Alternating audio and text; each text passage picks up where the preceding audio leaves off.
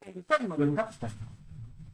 Entonces, al no haber aparecido internamente los núcleos, los gérmenes materiales del capitalismo, no ha sido posible estructurar una vigorosa burguesía nacional. Y esta, una especie, ha sido suplantada por el imperialismo, en parte, la cuestión económica y política, y otras veces ha sido creada por el propio imperialismo. Entonces da una burguesía nacional subsidiaria de los intereses del imperialismo. Su incipiente económica, poco desarrollo industrial del país, quiere decir, determina su incipiente política. ¿Cuál es el partido de la burguesía industrial en Bolivia? En toda su historia. ¿Cuál? ¿Cuál? ¿El MND? No. ¿Cuáles? ¿Los liberales? Los liberales, fíjense, el liberalismo es una feudal burguesía. Ni siquiera era un movimiento político totalmente diferenciado. Porque ¿quién apoyaba la gran minería? Liberal por un abogado español. Y fue el canal por el cual penetró el capital y el imperialismo al país.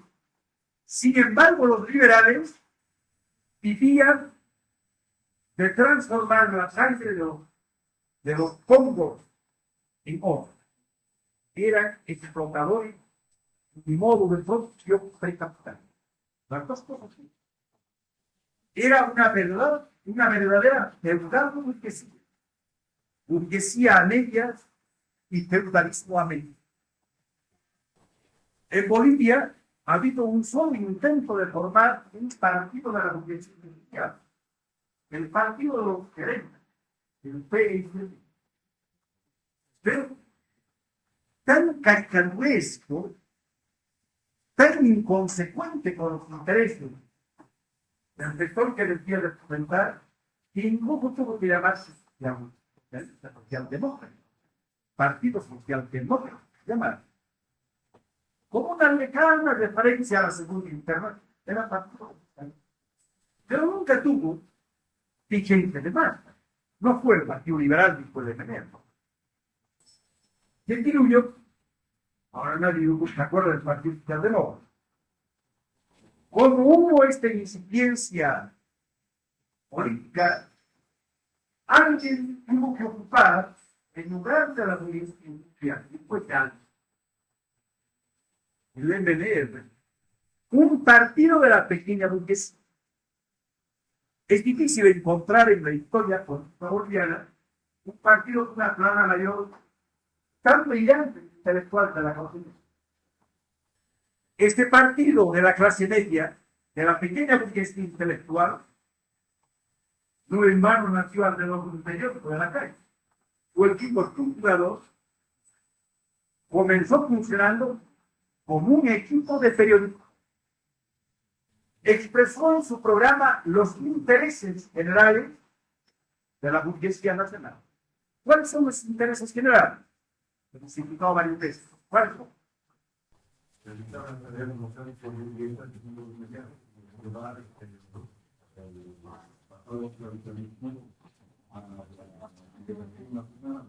No, la liberación nacional son tareas democráticas. Consumar la liberación nacional, la industrialización del país, planificar la economía, porque de ahí arrancan los intentos planificadores, y crear la unidad nacional y el mercado local. Pero como estaba ausente la burguesía nacional, el MNS tuvo que formar una burguesía nacional con dinero político. La famosa cédula de importador. Esa es la incipiente de la burguesía, así expresada en el campo económico y en el campo político. Incipiente no la puede medir como en un laboratorio, matemáticamente, solo viendo viendo la composición de sus exportaciones. Bueno, es antiimperialista, porque como un significado corresponde a la nación oprimida es una burguesía oprimida. Y esta medida no se puede descartar de que entre en fricción por los intereses de la nación y de la burguesía opresora, de la metrópoli. Pero además es una clase actual en un país en el que las tareas democráticas no están cumplidas. ¿Cuáles son las tareas democráticas? Las tareas que en su momento cumplió la burguesía históricamente, es decir, las grandes revoluciones burguesas, es la liquidación del modo de producción feudal, la destrucción de la propiedad privada feudal, su sustitución con la propiedad privada burguesa, la industrialización, la unidad nacional, el gran Estado nacional soberano, etc. ¿No? Esas son las tareas democráticas. No confundir las tareas democráticas con las garantías constitucionales o democráticas. No es igual. Actualmente la izquierda confunde eso. Para ella, la democracia con las garantías constitucionales. No considera el marxismo considera el concepto democrático como el cumplimiento de las tareas democráticas. Como este país es atrasado y las tareas democráticas están pendientes, la burguesía nacional se mueve en el ámbito de la necesidad del cumplimiento de las tareas democráticas. Las tareas democráticas, ¿a quién interesan básicamente? ¿Al proletariado o a quién? El proletariado se ve obligado a apropiarse de las tareas democráticas. ¿A quién interesan las tareas democráticas? A la burguesía nacional, porque le permitiría su pleno desarrollo, que cumple había una gran burguesía floreciendo, pero el problema está que no puede cumplir. Entonces el proletariado, sin que le interese, porque no son sus tareas son las socialistas, se ve obligado a apropiarse tareas ajenas. Ese es el mecanismo. El proletariado tiene sus propias tareas como todas las clases. Entonces le interesan sus tareas. Al proletariado le interesa liquidar su explotación. Las tareas democráticas suponen su explotación. El cumplimiento de las tareas democráticas con el basamento del mercado capitalista. No lo puede dar con la explotación de la gente obrera. Si la burguesía cumpliese las tareas democráticas, lógicamente prolongaría esta explotación, puede mejorar las condiciones de vida, pero no suprimir la explotación de la clase obrera, porque sin esta explotación no habría capitalismo. Entonces no le interesan directamente al proletariado, le interesa a la burguesía nacional. Por eso la burguesía nacional tiene que dar su respuesta a este problema del no cumplimiento de las tareas democráticas. Es decir, tiene que decir cómo cumplir. Bueno, la burguesía colocada en esa situación, en principio en fricción con el imperialismo, y ante la necesidad de cumplir las tareas democráticas, porque de este cumplimiento depende su porvenir, la burguesía nacional inicia un movimiento de masas antiimperialista y democrático. Cuando entra en ficción con la metrópoli, para poder resistir a la metrópoli, se ve obligada a movilizar a proletarios y campesinos y a la clase media para tener fortaleza política, para poder arrancar al imperialismo importante. Por ejemplo, un rector, en cierta medida, Toro y Bush, de manera muy clara y de acuerdo, y el gobierno movilista de 1952. ¿No? Nosotros, a la luz de nuestra historia, podemos corroborar lo que dice la teoría. La burguesía nacional no está impedida de acaudillar a las masas de la nación popular, algo más, que debe colocar ante la necesidad de movilizarlas y organizarlas en su propio provecho para tener fortaleza política. como burguesía nacional, no como liderador de los obreros, no para instaurar el socialismo, no para intentar el desarrollo capitalista pleno del país. Si la burguesía nacional puede movilizar a la nación oprimida contra el imperialismo, contra el objetivo imperialista, este movimiento nacionalista burgués, que llamarlo, tiene un límite. Es el límite del desarrollo capitalista. ¿Por qué la burguesía nacional está obligada a detenerse en el límite capitalista? ¿Por qué razón?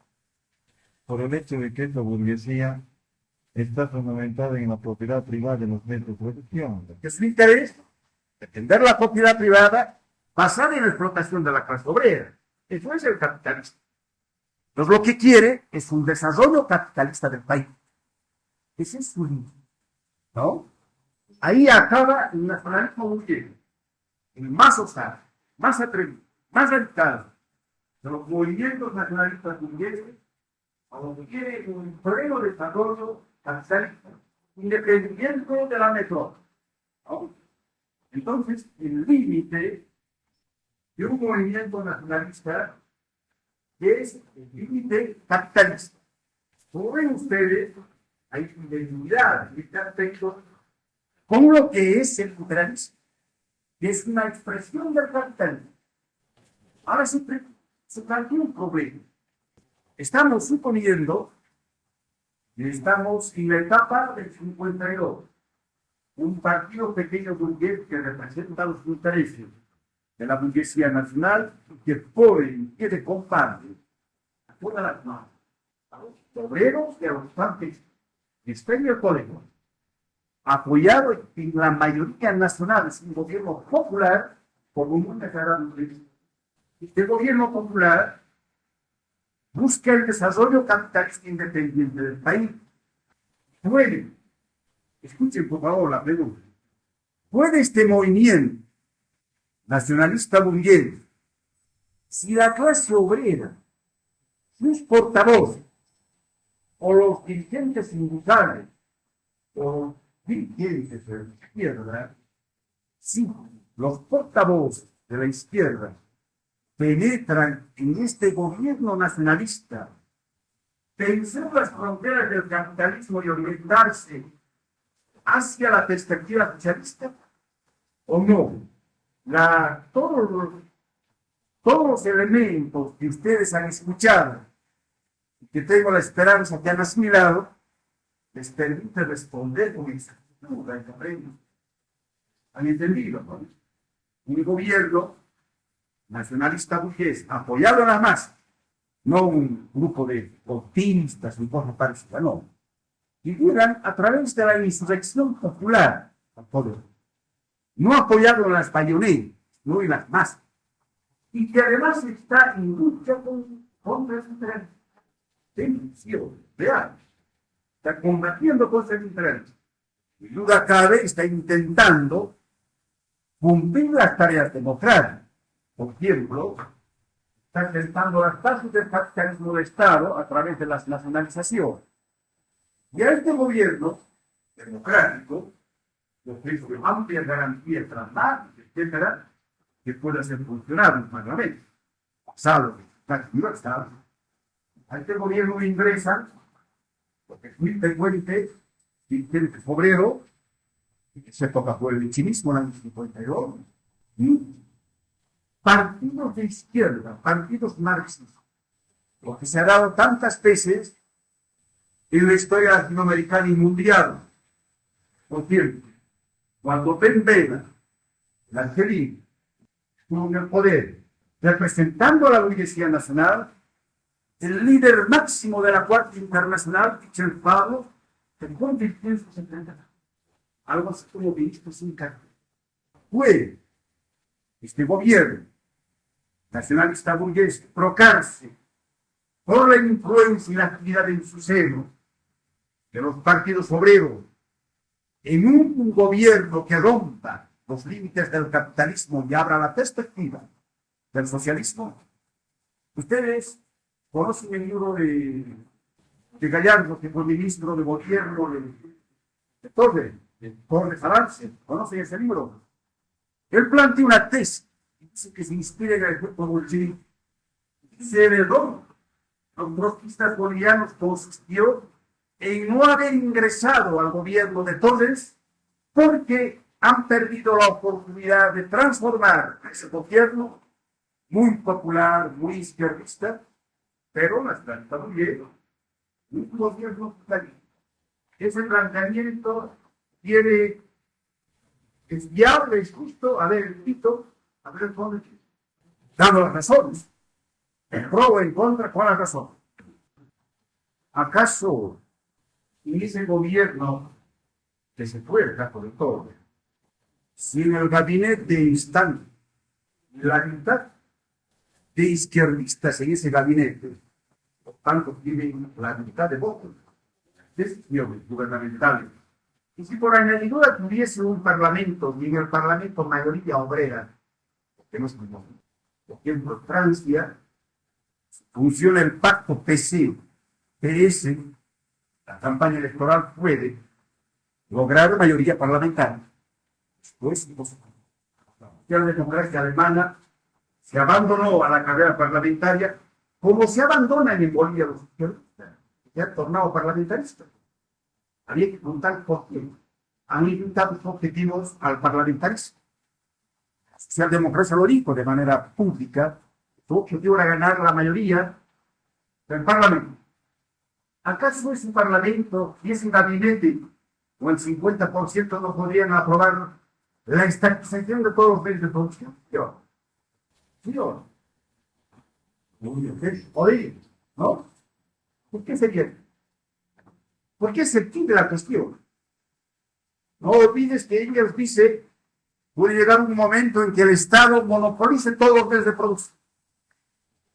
El problema de la revolución no es de la constitución, es el problema de la relación fuerzas de trabajo de las fuerzas de trabajo. Fuerzas de trabajo y propiedad privada. Las instituciones juegan un papel secundario. Incluso pueden tardar en reformarse, seguramente tardarán. Lenin decía, el Estado obrero tiene mucho de la porque arrastraba la herencia del pasado estatal. Bueno, entonces, ¿qué tiempo puede realmente ese parlamento izquierdista, por mayoría obrera, y ese gabinete tan radicalizado, con representación de los partidos obreros, y no es improbable que estuviesen ahí algunos profesionales? No es improbable. Estarían seguramente. Entonces, ¿qué sería eso? Se estatiza todos los medios económicos. De lo que se trata, cuando hablamos de ya en la perspectiva histórica de la clase obrera, no estamos hablando de volver la estructura. La arquitectura, efectivamente la participación de un gobierno nacionalista simplemente estaría Con mayoría. la superestructura. ¿Pero qué sería con la estatización de los medios de producción? Porque ¿a qué se refiere eso? Que estructura no va. Hay que estatizar los medios de producción, están tomando la propiedad de los medios de producción. ¿Qué es eso? El departamento material de la propiedad. La propiedad no está en la nube, está en relación con los medios de producción. ¿No? ¿Comprenden? ¿Qué sería? Este debate es muy interesante para ustedes, porque le está remachando las ideas que deben estar flotando en la mente de ustedes, como nebulosas. Entonces, atiendan este debate porque les va a permitir remachar, por ejemplo, este problema. ¿Qué son los medios de producción? En el problema de la estructura, ¿no? Pues el bajamiento material. Se trata de que sean propiedad de alguien los medios de producción. Bueno, ahora se han estatizado todos los medios de producción. El Parlamento izquierdista y el gobierno nacionalista de izquierda al nacionalista. ¿Qué es eso? Lo que no es imposible. No. ¿Quieren responder o no? La serie. ¿Presenta o no? Yo quisiera hacer solamente, que tal vez te haga una pregunta. volviendo al caso que usted hace un momento mencionó, el gobierno burgués tiene una institución que es la más grande, que es el ejército. Ah, sí, su pilar de sustentación. Entonces, en este caso, dado que el Parlamento ha votado en favor de que está todo estabilice los medios de producción, en realidad los burgueses están perdiendo posiciones en el Parlamento, pero existe esta institución que es la más grande y la más fuerte, que no permitiría ese tipo de cambio. O sea, que no permitiría. Pero ponte el caso de que llega a ser una verdadera democracia y el ejército esté sometido a la ley. Y la ley diga que el ejército solo debe resguardar el cumplimiento de la Constitución y la Constitución establece la posibilidad de estabilizar. Y no se rebela. Porque el hecho de que el ejército se rebele indica que aquí no hay democracia, pero puede haber. Pongamos el caso de que este país pueda tener democracia. Sí,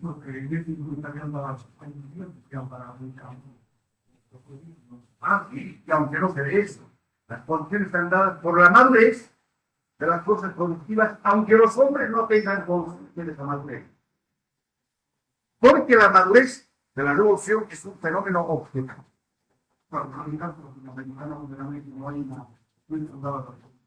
Están dadas para por cambio.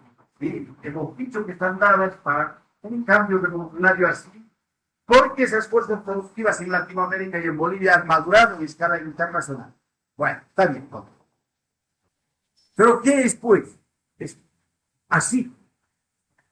Estatizar todas las fuerzas, todos los medios de producción, por el Parlamento izquierdista con mayoría obrera, por el gabinete con 50% de representantes de los partidos obreros. ¿Qué es?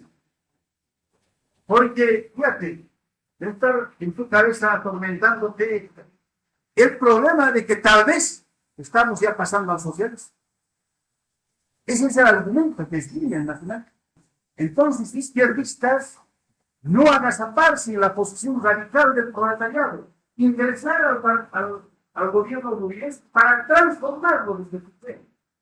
Nunca me preocupa de que este gobierno sea capaz, con su fortaleza política, de estatizar todos los medios de producción.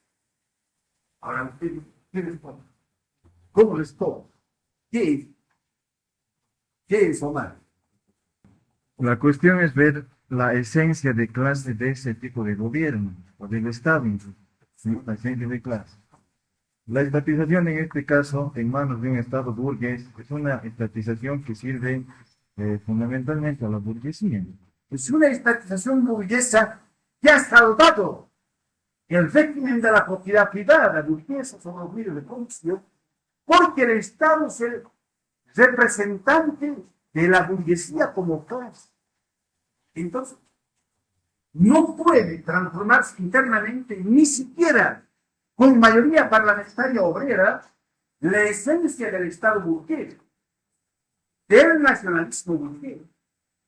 La clase y su Estado, igual que en las relaciones de producción, que a la propiedad, no pueden trocarse en su contrario internamente.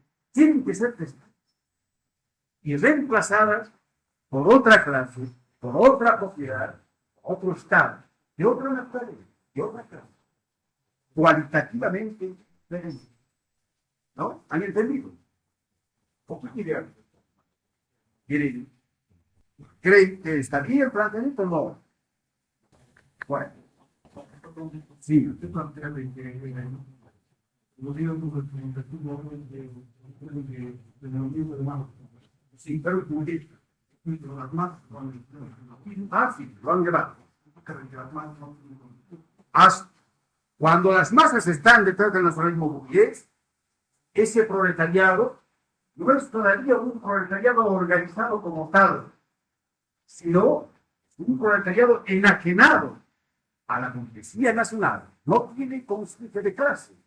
Porque para tener conciencia de clase, como veremos, tiene que diferenciarse del nacionalismo burgués. Marx descubre todo este profesional. O el proletariado será revolucionario o no será tal. Fíjense, o no será tal. Es decir, si sigue a otras clases sociales, no es todavía proletariado revolucionario. Tienen que... Bueno, pasamos, ¿no? Bueno. Ahora, ¿cómo se produce la capacidad de la burguesía en los países transformados? ¿Qué queremos decir cuando decimos capacidad de la burguesía, los medios?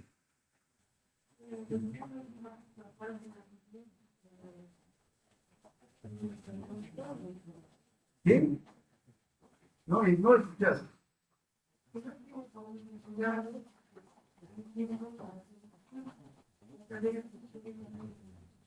Sus propias tareas. Esa es la caducidad. La clase que no cumple sus tareas es una clase caduca. Y este es el problema que va a determinar la mecánica de clases, la relación de clases en un país. ¿Qué relación hay? La burguesía nacional está activamente interesada en cumplir las tareas democráticas. ¿Por qué? Su porvenir depende de él. Que pueda desarrollarse más. Por ejemplo, en Bolivia hay que desarrollar el capitalismo para que la burguesía se fuerte, para que pueda competir en el mercado anual. Hay que impulsar la industrialización del país, abaratar los costos, dar organicidad a la industria, crear un amplio mercado, familiar nacional, etc. Transformar el agro, porque es la forma de bajar los costos. Todo se interesa, pero no puede hacer. Por eso es una cuarta etapa. Y por eso no puede lograr las transformaciones políticas democráticas. Porque no puede lograr una democracia. Y aquí los izquierdistas son totalmente equivocados cuando juegan todas las cartas a la democracia. Y cuando dan una carta para. Puede dar. El estalinismo, múltiples facetas, ya sea el egoísmo, sea el maoísmo, sea los partidos comunistas dependientes de Moscú, juegan la otra carta, dicen no. Y en estos países todavía va a haber un desarrollo capitalista corta. La burguesía va a jugar con un rol revolucionario. La experiencia boliviana muestra lo contrario. La burguesía en condiciones tan culturalmente favorables por el 52 no pudo cumplir las tareas democráticas. No pudo desarrollar el sentido capitalista del país. Mostró en sus planes las causas. Veamos las causas. ¿Cuáles? En primer lugar, el experimento es tardío. Porque el capitalismo no está en ascenso y no tiene una etapa de desintegración. El capitalismo monopolista se está desintegrando. Es sorprendente que Estados Unidos no pueda, por ejemplo, ahora enviar sus tropas al Irán para rescatar a los rehenes. Cuando antes, en Nicaragua, cuando hubo el movimiento antiimperialista, ocupó Nicaragua e impuso a los gobernantes de su agrado. Pero ahora el Irán puede jugar con Estados Unidos. Está en plena decadencia el imperio norteamericano, consecuencia de la desintegración del Irán. Tiene que estar preocupada en intentar salvar la caída de Moldova. Este hecho de que estemos en una etapa de decadencia del capitalismo monopolista tiene influencia directa en un país como Bolivia, porque no da tiempo para la proeza de desarrollar un capitalismo independiente de nosotros. No hay tiempo. Porque soportamos las consecuencias de la desintegración del imperio. Una causa. Anote. La otra. La presencia del proletariado como tal, más importante que la propia decadencia del imperio. la presencia del proletariado como tal, es decir, además del proletariado revolucionario. Lo que tú preguntabas, el proletariado confrontivo, el proletariado diferenciado del nacionalismo burgués, es decir, que tiene sus propios objetivos de lucha contra el imperialismo. El proceso se realiza muy tarde, porque el capitalismo en escala mundial está en caída, en descenso. Es decir, cuando ya se ha producido el choque de las fuerzas productivas con el régimen de la propiedad privada burguesa. Y cuando el capitalismo monopolista, que eso es el imperialismo, está en total disgregación en todo el mundo, ¿no? Traduce una debilidad económica en una debilidad política y diplomática. ¿No ven ustedes este movimiento del tercer mundo? Que no deja de ser un movimiento de inspiración burguesa, pero es un movimiento burgués independiente del bloque imperial. Duelarse mutuo, sacar soluciones contra la opresión imperial. Eso era inconcebible en la época de ascenso de las grandes metrópolis. La otra causa es la presencia del proletariado como tal en el escenario. Luego, ¿por qué? Este proletariado como tal va a precipitar, poner en evidencia la caducidad de la burguesía nacional. ¿Por qué? Porque un proletariado como tal, un proletariado como tal significa de que sabe cuáles son las tareas históricas que les corresponden. Cuando la burguesía o la pequeña burguesía comienza organizándolo o movilizándolo para luchar contra el imperialismo, llega un momento de la movilización en que el proletariado tiende a sobrepasar a esta pequeña burguesía, tiende a sobrepasar los límites del capitalismo, de la propiedad privada, de los medios de producción. En ese instante, este régimen tan revolucionario, tan izquierdista, pero de contenido burgués, se ve obligado a recurrir al imperialismo para evitar de que el proletariado lo destruya el régimen capitalista. No bien el proletariado se incorpora como clase, comienza a pisar los talones a la burguesía nacional porque le amenaza con hacer desaparecer el régimen de la propiedad privada. Por instinto, de dicho, el proletariado socialista es la negación de la propiedad privada. Este movimiento nacionalista, al percibir que el proletariado le va a quitar el control de las masas y va a concluir destruyéndola como clase, hace un viraje hacia las posiciones imperialistas, hace un viraje a la derecha. Manda al instante los trajes inservibles, todos predican imperialismo. Se torna pro-imperialismo. En cierto momento de la evolución, comienza aquí como curiosamente anti-imperialismo. Por ejemplo, el criterio de los estudiantes controversiales, de las banderas, las pedreras, las embajadas, piden la expulsión de todas las instituciones norteamericanas. Así es el antiimperialismo pequeño burgués, nacionalista. Un antiimperialismo histérico, acompañado con las masas, con obreros y campesinos.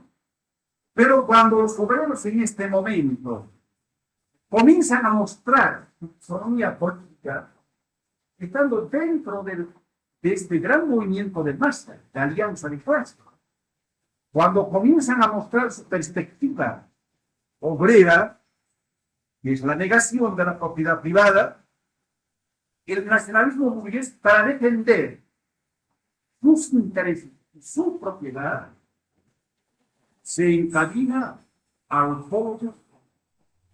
polo imperialista y pacta con el imperialismo en su intento de reprimir y desbandar al movimiento obrero. Es la historia del MNE. Por este sitio, o este círculo nacionalista es un MNR, y aunque parezca paradójico, trágico, que no tenemos conocido, pero tiene una política bonita. Contacto con toda la oposición antes del 52, propuso nada menos que la expulsión de todas las misiones americanas. No ya la estatización simplemente, sino expulsar a las misiones americanas. Expulsar a la misión, a la misión militar, a la misión de Penotomé, de educación. No podría dar su expresión antiimperialista más acabada. Pero pasan por la experiencia de la estatización de las empresas controladas por Internet. Es más osado, fracasar. Y fracasan en su intento de estructurar el capitalismo en Bolivia a través de la reforma agraria y de crear la burguesía nacional, de ahí. Y Víctor Paz, encarnando este movimiento pequeño burgués que conferido nacionalista, concluye como el puntal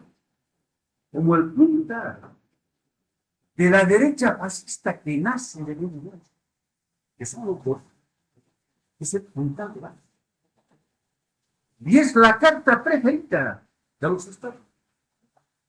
No sé si ustedes han percibido una opinión. En favor de quién tuvo la embajada americana su carta de Estados Unidos. ¿A quién apoyó? Ustedes han leído la prensa, etc. ¿A quién apoyaron? ¿Qué decía la embajada norteamericana? Jugaba la carta de Guevara, del otro teórico del nacionalismo, del teórico del MNR, otro autor de la tesis de Ayopay, del principio de Ayopay. Y es una tesis anticolonial. Fíjense, cómo el nacionalismo, el antiimperialismo del contenido mundial, concluye de manera inevitable al lado del imperialismo. Si en el trayecto el proletariado no ha logrado quitarle la hegemonía de las manos, consumar su propio. La tragedia boliviana radica que el proletariado aún no ha podido consumar su propia paz. Más que el propio proletariado, el responsable es la izquierda marxista, pro-burguesa, democrática, y que no percibe la verdadera mecánica de clases en un país atrasado como Bolivia. ¿Han entendido la argumentación? Concluimos en, ¿no? Y decimos unas palabras con los gobiernos nacionales. Nosotros hemos dicho que un gobierno democrático nacionalista, por ejemplo, como el actual, y es lo que no debe en la clase obrera apoyarlo, porque apoyarlo significa identificarse con su política.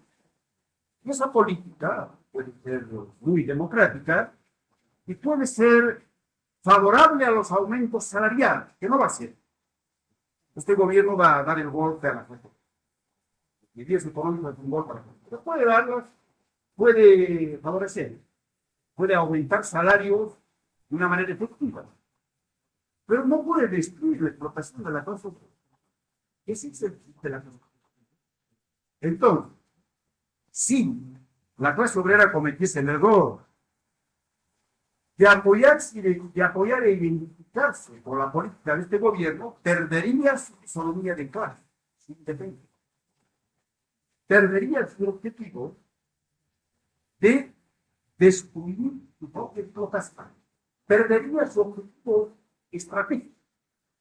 Entonces, se estaría trabajando en contra del desarrollo de la conciencia de clase.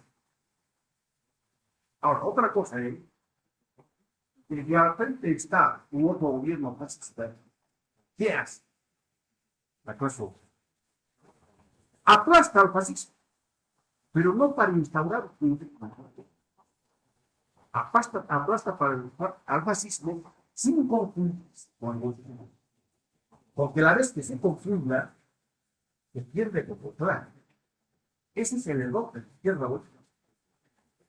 Que ante el dilema democracia y fascismo, se abandona la democracia perdiendo. Está bien, hay que luchar por eso.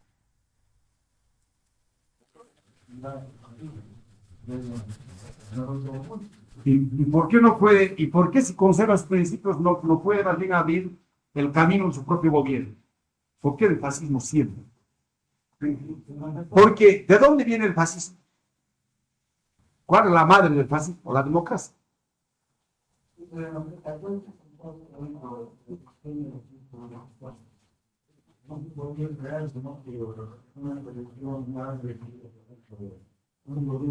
¿Ah, sí? No, imposible. Era posible. Excepcionalmente era posible. Porque si la huelga, se la decretaba la huelga general el 1 de noviembre, la victoria de la huelga que estaba asegurada por la debilidad del gobierno, excepcionalmente entregaba toda la condición de la política a la clase obrera victoria. Cuando incluso en condiciones tan malas la huelga ha potenciado tanto a la clase obrera, en realidad la victoria la logró la clase obrera, pero su dirección no permitió que aprovechase la victoria. La victoria fue en manos de quienes no hicieron nada por la victoria. La solución del problema no fue de los antigolpistas, fue de los golpistas con el Parlamento.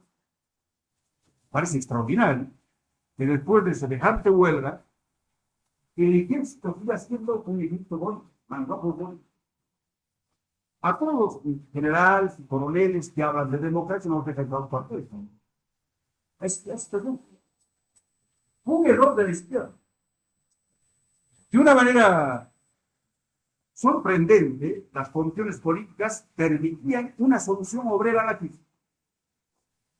Pero podría parecer una especulación. Pero tú tienes que analizar las tendencias que se presentaron en la huelga en todo el país. Y eran tendencias que se encaminaban a dar una solución obrera a la crisis. ¿Por qué crees tú que los obreros persistieron en la huelga y tronaron contra su dirección cuando esta suspendió la huelga? A pesar de que la cruz se retiró sus medidas de presión. Es decir, se logró la vigencia les garantizó esa cuestión. Los gobiernos no abandonaron sus puestos de combate. Porque evidentemente ellos de una manera instintiva estaban yendo más allá del límite de la. Cuando eso existe en el movimiento obrero, quiere decir que están dadas las condiciones para una transformación del pueblo. Bueno, dos palabras sobre los gobiernos nacionalistas. Ya hemos indicado antes, en la clase anterior, cuál es la actitud de la clase obrera frente a los gobiernos nacionalistas. Ahora vamos a dar dos rasgos generales de los gobiernos nacionalistas en los países atrasados. El bonapartismo. Ustedes saben que el Estado es siempre un Estado de clase.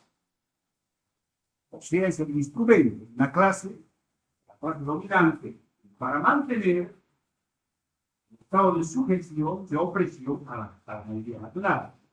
Eso es el Estado burgués y eso será el Estado obrero. Siempre el Estado es opresivo. Por eso, cuando alguien lo juzgue, va a haber un Estado sin órganos de represión, está hablando de contenido. Eso no puede haber. Todo el Estado de represión, incluyendo el Estado obrero. Y es de clase. Sin embargo, puede darse de una manera precaria, transitoria, un gobierno que se eleve por encima de las clases y oscila de un polo a otro. A este gobierno que oscila de un polo a otro en el sentido clasista se conoce como el nombre de Bonaparte.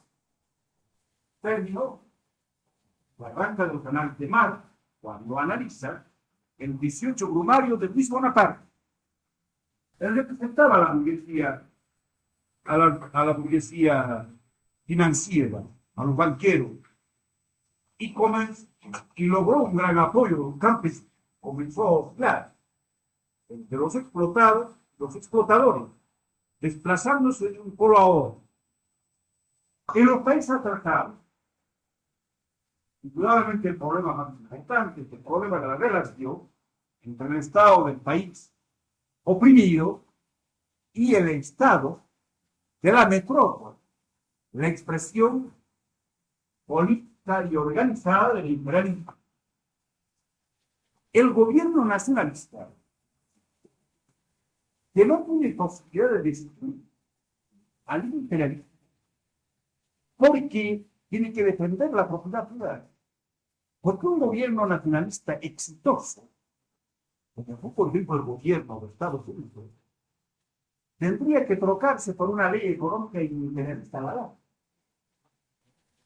Entonces, este gobierno, por ejemplo, cuando quiere el gran apoyo de masas, obligadamente va a oscilar entre el polo imperialista y la nación obrera. Pero como además es encarnación de la burguesía nacional, una parte de esta burguesía sargética, va a oscilar entre la burguesía nacional y las masas explotadas. Esta es la tendencia más general de un gobierno nacionalista en un país atrasado, es la tendencia bonaparte. Ahora, claro, siempre hay que establecer en cada caso concreto en qué nivel de actividad se bonapartista. A veces da como simple posibilidad. Otras veces, operación de Estado todo. Pero es uno de los rasgos diferenciales de los países, de los gobiernos nacionalistas. Un país avanzado. En el que puedan convertirse en bonapartistas en el imperialismo y la nación oprimida, o entre la burguesía nacional y el proletariado. Pero como todo bonapartismo es transitorio, si persiste el gobierno nacionalista y no es reemplazado por el gobierno obrero, por la dictadura proletaria, esta etapa precaria se va a resolver en favor del imperialismo y de la burguesía. ¿No? En otro lugar, la estatización de los índices no es rasgo distintivo solo de los gobiernos nacionalistas, sino de los gobiernos totalitarios. No podrían ir ellos, como tales, si no tuviesen un control secante sobre el movimiento obrero. Y una forma de lograr ese control es destruir al sindicato como órgano de la clase obrera para sumarla al aparato estatal. Entonces, estatización que quiere asimilar a los sindicatos al aparato estatal. Convertir a los sindicatos y órganos de resistencia en ejecutores de los planes gubernamentales. Si el movimiento nacionalista más popular precisa movilizar a las masas y controlarlas políticamente, porque existe el peligro de que esas masas vayan más allá del coste nacional. Estos gobiernos nacionalistas, de una manera invariable, tienden a estatizar los sindicatos. Y es una tendencia muy poderosa. Por ejemplo, el gobierno mundial no puede estatizar nada, menos estatizar. Pero la dirección sindical voluntariamente quiere sumar a la aparato quiere cumplir los planes económicos de la burguesía y del Estado. El famoso paquete económico de la COP, test económica, la teoría de la COP, quieren ser instrumentos ejecutores de la política. Vamos a ver ya. Proletariado como clase política. El proletariado es una clase minoritaria. Eso debido a la atraso del país. Como quiera que el imperialismo penetra en un sector de la economía, en la industria extractiva, pues numéricamente el proletariado es sumamente pequeño, más o menos el 10% de la población. Es una clase más pequeña que se actúa de la izquierda.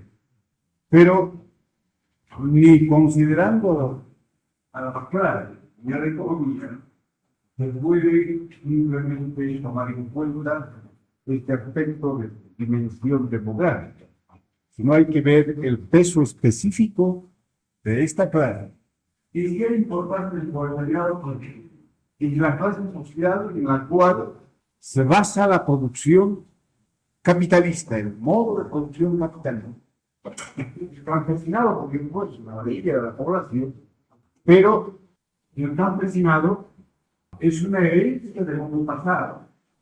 Sirve de las familias apoyadas a poco de producción capitalista. Es la causa del poco desarrollo numérico del proletariado está en el escaso desarrollo industrial del país. Ahora surge la pregunta de si en algún momento el proletariado boliviano puede convertirse en la mayoría de la población, por ejemplo, como es en las metrópolis. En las metrópolis, la gran pobreza es la mayoría de la población. Lógicamente, ahí donde es mayoría, se puede decir que esta clase puede realizar casi por sí sola la vida. Pero en un país atrasado, como Bolivia, cuando ya esta posibilidad es verdad. Se va a establecer una particular mecánica de clase entre el proletariado y la nación completa. Por ejemplo, o el escaso nombre. Pero como Bolivia no tiene posibilidad de pleno desarrollo capitalista independiente, no existe tampoco la posibilidad de que en el futuro minoritario proletariado se convierta en la clase social mayoritaria. La crisis de los nacionalistas y de los sectores estalinistas parte del supuesto diferente. Ellos dicen que todavía hay que realizar una transformación económica para permitir a la clase obrera convertirse en la clase obrera. La transformación en el marco capitalista, en la gran transformación, hace que la clase obrera aumente de número. Pueden haber países más atrasados que otros, algunos países africanos, con el extremo oriente, donde la clase obrera es todavía mucho más pequeña. Y en estos países donde es casi insignificante la clase obrera, inclusive en países donde no solamente es numéricamente insignificante la clase obrera, sino que tiene un poco de desarrollo político. En la época actual, que es la época de integración del capitalismo, madurez de las fuerzas productivas de escala mundial, se plantea la cuestión de saber si esta clase obrera puede jugar en un país importante como en países relativamente industrializados, como en España, en Portugal, en Brasil, en México, en Argentina. ¿Cómo se plantearía este problema? Donde casi no existe proletariado. Después del año 17, esta cuestión quedó planteada. Había naciones del Imperio zarista donde casi no había proletariado. Mongolia. Era sumamente insignificante el proletariado. Entonces planteó este problema con mayor alcance que es indudable que el proletariado en Bolivia no es tan insignificante. Pues más o menos el porcentaje del proletariado que hubo en la Rusia el año 17 más o menos el 10% de la población. ¿Qué papel jugaría pues ese proletariado tan insignificante? Porque una cosa es que sea minoría y otra cosa es que insignificante. Son dos cosas diferentes. Porque si es minoría, sabemos que es una clase sumamente importante por el lugar que ocupa en la producción, porque está en el modo de producción capitalista. Por eso, pues no importa que sea minoría. Una cosa es minoría, otra cosa es estamos viendo los países en casi una es un país que da. Si es tan insignificante el proletariado, pues la prueba está que los países prácticamente la están eliminando por el papel. Fue un papel secundario, que casi no existe. Tiene que haber una razón muy poderosa, es una novedad muy grande. Que un sector social casi inexistente pueda convertirse en una transformación social. Muy diferente a los países en los que el proletariado es una minoría, pero es un sector importante. Bolivia. Por ejemplo, la población es un sector sumamente importante porque Bolivia es un país minero. Ahora pueden haber países donde inclusive la exportación se haga en base del modo precapitalista. Sea tan pequeña la población proletaria que no tiene un peso positivo en la economía. Esa no es ninguna novedad. Eso en esos países existe. ¿Pero cómo es el problema? ¿Por qué razón? Vayan ustedes manejando todos los conceptos que hemos sacado. Ustedes están en una etapa en que pueden razonar muy bien. ¿Por qué razón los medios? Porque no puedo tratar por la realidad del grande, por ejemplo, de la zona política, la difícil de la sociedad de vivir en esta necesidad de la cuando se consideran que la cultura es la No. Digamos las marchas. El obstáculo que aquí es que casi no existe.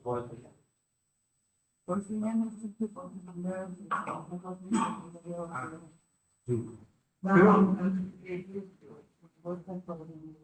Pero es posible que en este país, cuidar la organización, por todas las unidades.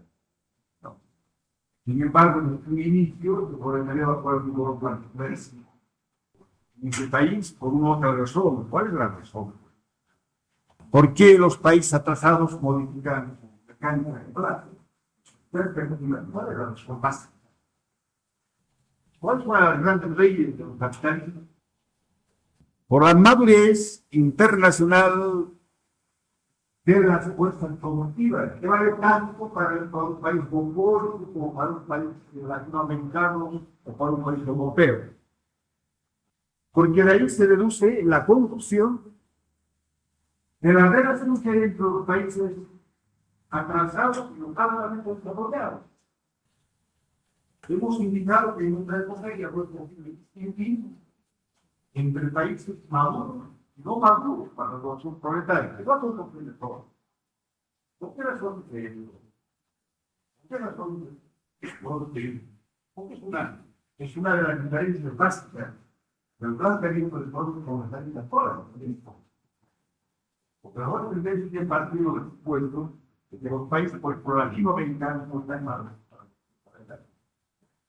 Yo estoy colocando para ello que había una división, una área del país no maduro para esta revolución, un bloque de países maduros, plenamente. ¿Cómo podemos llegar? ¿Por qué? ¿Por qué esto llega a momento de que ya no hay diferencia entre países maduros y no maduros para los proletarios? Estos países tengan o no tengan un volumen pequeño, un poco más grande que Gran Noruega, independientemente del número de obreros, estos países maduran desde fuera, maduran en escala mundial, entonces hacen madurar países atrasados. Ahora, este concepto hay que aplicar al caso boliviano. Con su 10% de la población, no es totalmente mexicana. Bolivia puede estar colocada no a la altura del mar, no, pero está muy por encima de algunos países africanos y del extremo A de la situación. Porque ese mismo no es un porcentaje. Bueno, pero además, en el caso boliviano concretamente, no en los africanos, en los países del extremo de Asia, concretamente en el caso boliviano, no existe posibilidad de un masivo crecimiento del proletariado, porque está cerrada la posibilidad de su desarrollo capitalista independiente. Si no estuviera cerrada esa posibilidad, podríamos apuntar a la posibilidad de un crecimiento mayoritario del proletariado en la población. ¿Y por qué está cerrada esa posibilidad?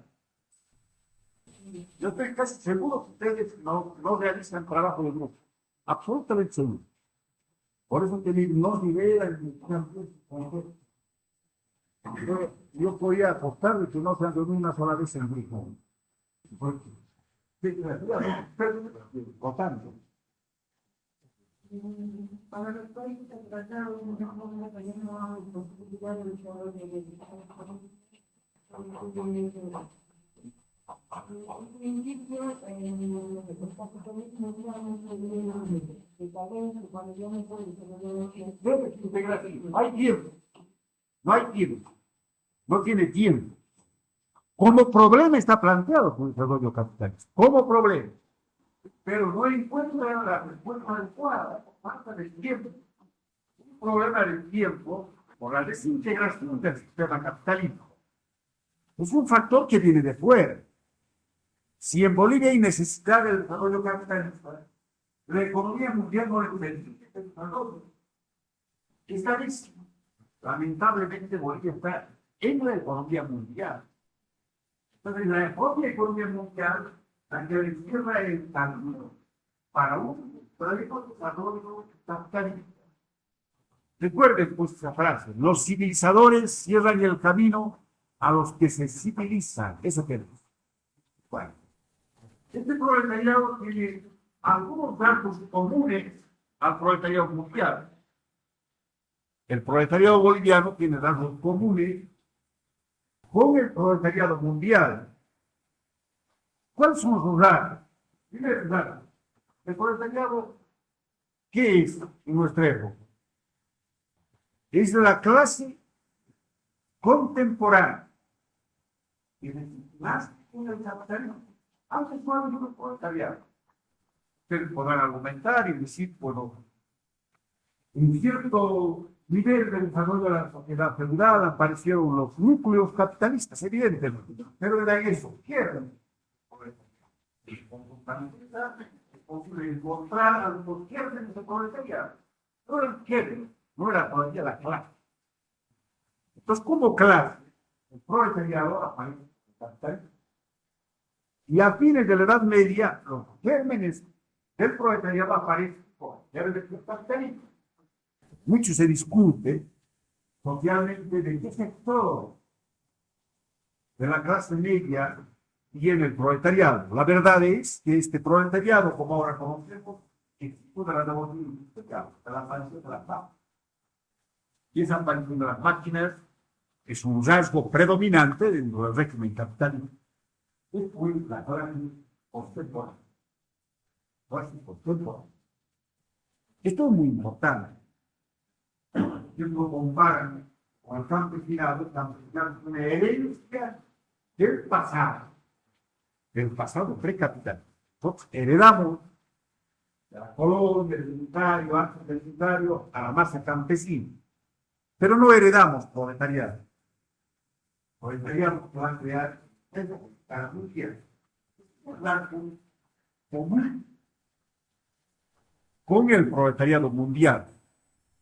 Otro lado, el proletariado boliviano, aunque pequeño número, tiene en común con el proletariado mundial el ser el protagonista de la producción social, no individual. En este aspecto, es igual que el proletariado de cualquier parte del mundo. Ustedes tienen en cuenta esta diferencia entre producción social e individual, ¿no? No, la diferencia entre producción individual y social. Una excesiva división del trabajo hace que un producto sea dividido en muchas operaciones, ¿sabes? De manera que ningún obrero puede decir que es yo, ¿no? Con un automóvil. El obrero que tiene que aceptar las fuerzas, no puede decir por los automóviles. Son miles de obreros para los automóviles. Es una producción social, a diferencia de la producción individual del artesano, que hace todas las operaciones de solo. Y no necesita grandes producciones. Bueno. Otro rasgo común es que este proletariado minoritario es también una clase revolucionaria igual que el proletariado internacional. Igual que ese proletariado Por ejemplo, ponga usted la fábrica de automóviles de Estados Unidos. Son pensiones obreros de la fábrica. Un proletariado de la metrópoli, opresora, pero este proletariado minoritario de la nación oprimida, como es el caso de Bolivia, es también un proletariado revolucionario por el lugar que ocupa en el proceso de la producción.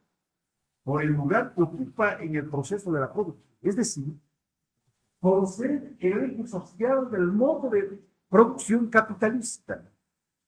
Porque solo dentro del modo de producción capitalista puede dar el planteamiento de la transformación revolucionaria. No se da en otro modo de producción.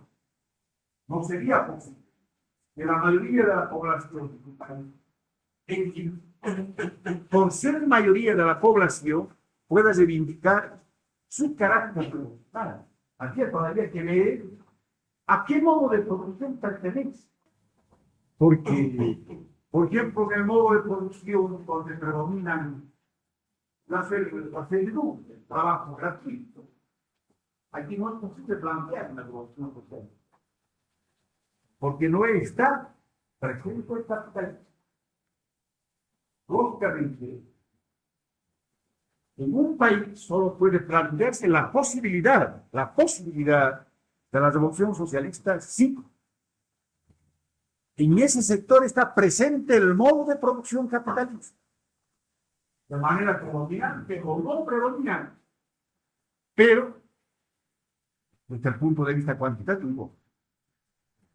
Pero tiene que estar el modo de producción capitalista. Por eso, aunque solo resultan pequeños rasgos de proletariado, país africano o del extremo oriente, en ese país puede plantearse la posibilidad de la revolución proletaria porque está de manera pequeña, significante, otra cosa. De esa manera, porque el proletariado pertenece al modo de producción capitalista, tiene el rasgo común con el proletariado mundial de ser una clase revolucionaria. Así como el proletariado es también igual que el proletariado metropolitano, internacional. ¿Por qué? Fíjense la contradicción que hay. En un país atrasado como Bolivia, la defensa de las fronteras nacionales frente al imperialismo, la defensa de la frontera nacional de la nación oprimida frente a la opresión internacional de la nación opresora es un rasgo propio. Y en Estados Unidos nos fundaron los defendemos nuestras fronteras. Estamos pensando una vez por.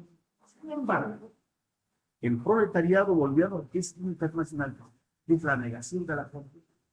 No tiene contradicción.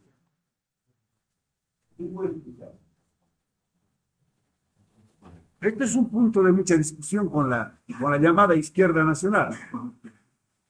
La izquierda nacional solo toma el primer aspecto, que era el carácter progresista de la defensa de las fronteras nacionales frente a los regímenes, nada más. Pero el otro aspecto que determina que el proletariado sea internacionalista, es decir, negación de la frontera nacional. ¿Por qué esta contradicción? Claro que tiene rasgos comunes, sí, está bien. Pero, ¿cuál es la base del internacionalismo? ¿Qué es el internacionalismo? Porque el internacionalismo es una consecuencia necesaria. Que va a obedecer a una razón profunda. ¿Cuál es la razón de la existencia del internacionalismo en el mundo? Porque la novedad.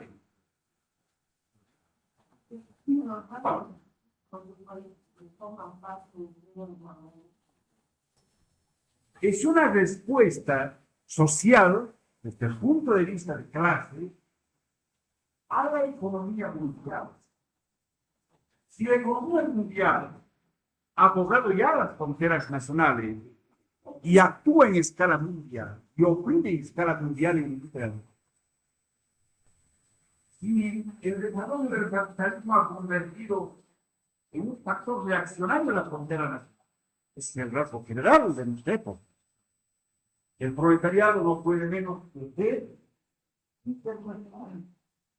El internacionalismo proletario no es una constante, es una respuesta necesaria a este rasgo dominante de la economía mundial. De igual manera, por este imperio de la economía mundial, por todos los países por encima de las fronteras nacionales, la revolución en nuestra época es una unidad mundial. Es la revolución socialista. Y el internacionalismo proletario, emergencia de este rasgo del capitalismo, se traduce en el Partido Mundial de la Revolución. Es la esencia de la internacional. Entonces, la internacional resulta una réplica desde el punto de vista analista revolucionario al carácter mundial de la economía. Bueno. Entonces, el proletariado boliviano expresa a su modo este internacionalismo. ¿Por qué? Porque Bolivia está dentro de la economía mundial. Su proletariado, la clase revolucionaria, en una época en que la revolución solo puede ser socialista mundial, es esencialmente internacional. Por caso, tiene que darse el caso de que este insignificante proletariado debe integrar el partido de la revolución socialista, el partido mundial debe integrar por ello. Sin embargo, este proletariado internacionalista, este internacionalismo proletario, tiene una variante. La variante de que en este país la defensa de las fronteras nacionales, de Estados Unidos y Inglaterra, es progresiva.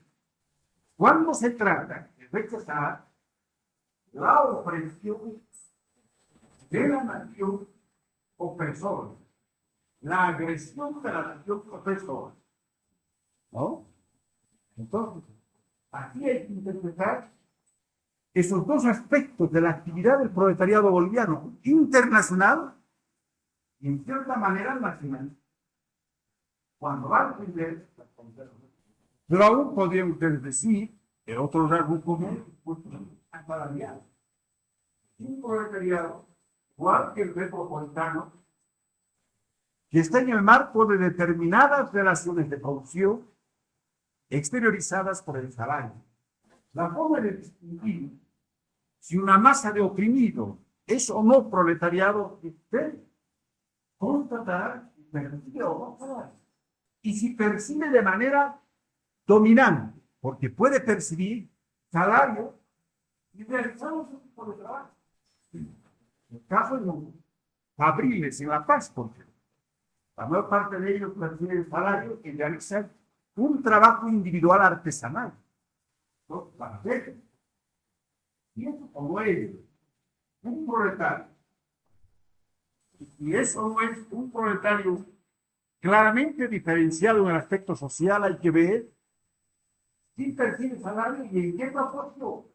Porque no va a ser proletario si no va a entrar en determinadas relaciones de producción con el dueño de los medios de producción, con el público. Cualquiera. Esos son los rasgos comunes.